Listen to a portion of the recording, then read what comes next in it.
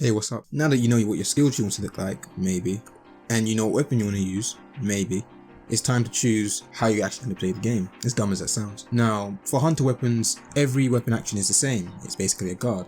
By default, your weapon action is on your palette, but what the game doesn't tell you is that there's actually a specific binding for weapon action in the options.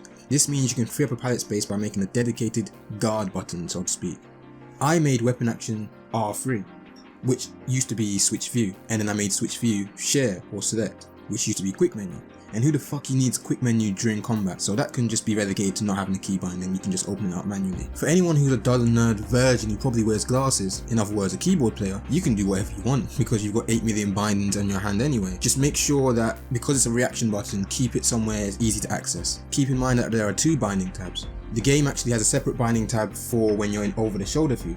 So whatever changes you make by default, you need to go into the OTS view tab and then make those same changes there. Next up is movement. One of the most important things during general gameplay is getting between groups of mobs. Technically walking works, but part of the appeal of getting to enemies within a sentry is so that you can actually hit them.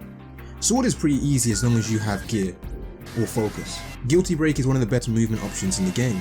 It has really short charge time at level 3 focus and travels a great distance. Not only that, but its actual impact is short while doing good damage, so it doubles as a single target DPS option. For its speed and distance, 20 PP is quite economical too. Wire Dance on the other hand actually has Spin Dance, which is a very great movement PA with a very low PP cost, i.e. 5. It also benefits from not needing gear, so you can just whip them out and get some quick movement regardless of what weapon you're using. This is probably your most used movement technique because sometimes your sword may not have gear, and if you're using Wire Dance or Partisan, this is the movement technique you should be using anyway.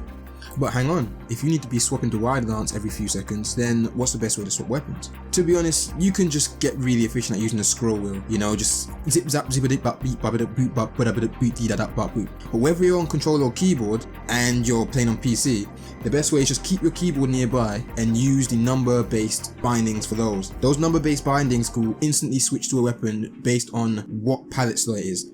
For example, for me, using the number pad in the middle of the keyboard, 1 is palette 1, 2 is palette 2, etc.